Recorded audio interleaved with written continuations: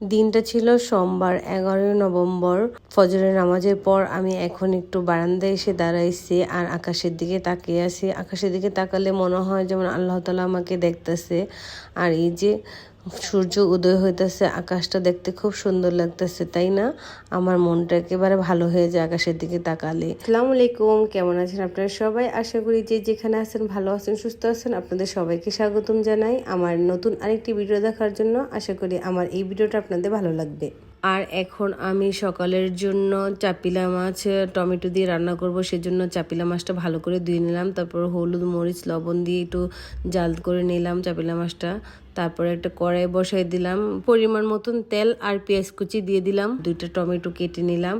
আজকে আমি টমেটো দিয়ে চাপিলা মাছ রান্না করব। আর এখানে 1 চামচ আদা রসুন বাটা, জিরা বাটা আর 3টা কাঁচামরিচ, স্বাদ মতন লবণ, হলুদের গুঁড়া, মরিচি গুঁড়া আর ধনিয়ার গুঁড়া দিয়ে ভালো করে কষায় নিলাম মশলাটারে। কষানোর পর এখানে আমি যে টমেটোটা কেটে রেখে দিচ্ছি ওইটা এখন দিয়ে দেবো। তো দেওয়ার পর টমেটোটা আমি একটু হালকা কষায় নেব। তো টমেটোটা আমার কষানো হয়ে গেছে। তো এখন যে চাপিলা মাছটা আমি জাল দিয়ে রেখে দিয়েছিলাম ওই চাপিলাটা এখন দিয়ে দেবো। আর চাপিলা মাছটা যেহেতু ছোট, তো একটু মাখা মাখা করে রাখবো, সেজন্য একটু ঝোল দিয়ে দিলাম। আর এই যে আমার চাপিলা মাছ রান্না হয়ে গেছে টমেটো দিয়ে। আর এখানে বাসা যেহেতু ফ্রিজে 2টা মূলা ছিল, তো মূলা দিয়ে আলু দিয়ে একটা ভাজি করে নিলাম। আর ভাজিটাও খেতে অনেক মজা হয়েছিল। আর এটা হয়েছে সোমবার দিন রাত্রেবেলা। তো রাত্রের জন্য এখন আমি পাতলা ডাল রান্না করতেছি, মুসুর ডাল জলপাই দিয়ে আর টমেটো দিয়ে। এই ডালটা খেতে খুব ভালো লাগে আর আমার ছেলেও অনেক পছন্দ করে। সাথে এখানে গরুর মাংস রান্না করছি। তো গরুর মাংসের রেসিপি আর দিলাম না, কারণ অনেকবার আপনাদের সাথে শেয়ার করা হয়েছে।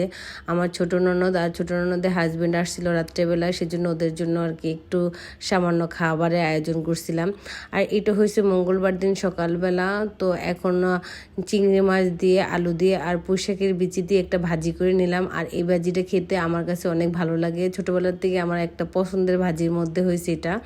আর এখন আমি চিংড়ি মাছ দিয়ে ঢেঁড়স দিয়ে রান্না করব। তো পেঁয়াজ কুচিয়ে চিংড়ি মাছ কয়েকটা কাঁচামরিচ বেড়া কেটে দিলাম তেলের মধ্যে, একটু ভাজার পর আদা রসুন বাটা দিয়ে এখন একটু পানি দিয়ে তারপরে হলুদি গুঁড়া, মরিচি গুঁড়া, ধনিয়ার গুঁড়া দিয়ে একটু কষায় নিলাম মশলাটারে।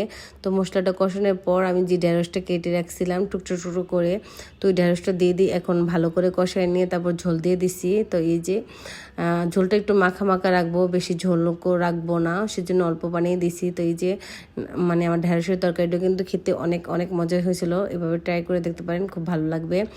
তো আমার ভিডিওটা যদি ভালো লেগে থাকে প্লিজ একটা লাইক করে দিন, আমার চ্যানেলকে সাবস্ক্রাইব করে দিন, পাশে থাকা বেল আইকনটি ক্লিক করে দিন। যখন আমি নতুন ভিডিও আপলোড দেবো সাথে সাথে আপনাদের কাছে নোটিফিকেশন চলে যাবে আর আমার ভিডিওটা আপনারা দেখতে পারবেন। তো আমার ভিডিওটা এই পর্যন্ত কি, ভালো থাকবেন, সুস্থ থাকবেন, আবার দেখা হবে নতুন আরেকটা ভিডিওতে। এই পর্যন্ত কি, আল্লাহ হাফেজ।